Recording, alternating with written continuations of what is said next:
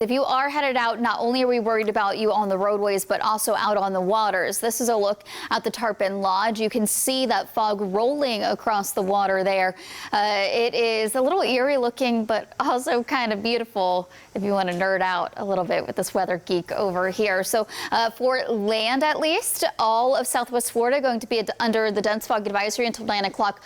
The marine fog advisory is in effect until 10 o'clock. So just keep that in mind. Maybe if you are headed out on the waters right now or in just a little bit. Let's take a look at all of those numbers right now. Visibility down to 0 miles and not seeing any improvement, even with that advisory expiring in less than 30 minutes. A quarter-mile Punta Gorda, Fort Myers, Naples. Those have been kind of the best spots in all of Southwest Florida for hours now, if you can believe it. We will see sunshine later on by 1 o'clock. We're looking at partly cloudy skies and temperatures then going to be near 78 degrees. At least live radar is sweeping across clear, so we're not worried about any rain, in addition to the overcast conditions and also the fog we're waking up to for the first day of 2023. We'll be dry through the afternoon. You could see areas to the north of us dealing with some light showers, even an isolated storm. But here in Southwest Florida, we will remain dry.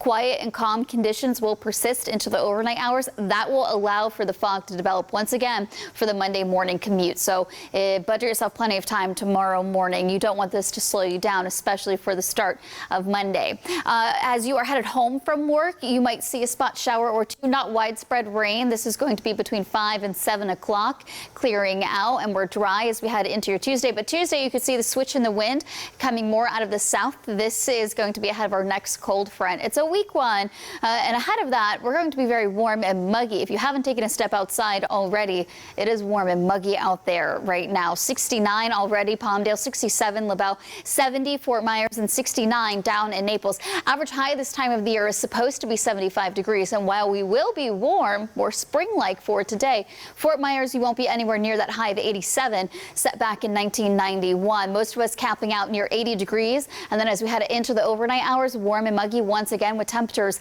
in the mid to upper 60s. So no advisories if you're headed out on the water later on today, with the wind coming out of the south up to about 5 knots.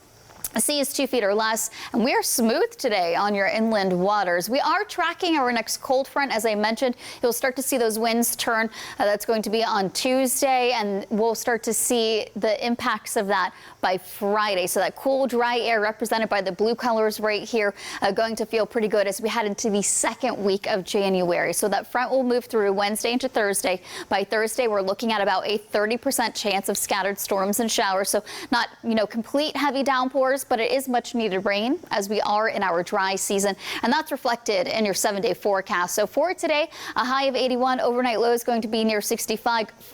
Once again, fog going to be an issue Monday morning. Monday, Tuesday, Wednesday, we're looking at a mix of sun and clouds and very warm temperatures in the low to mid 80s. Thursday, that weak cold front does arrive, bringing us that rainfall, and then the cool, dry air works into the forecast. Friday morning, we'll wake up with temperatures near 56 degrees, highs capping out near 72, and then it looks like those cooler temperatures do continue into your next weekend.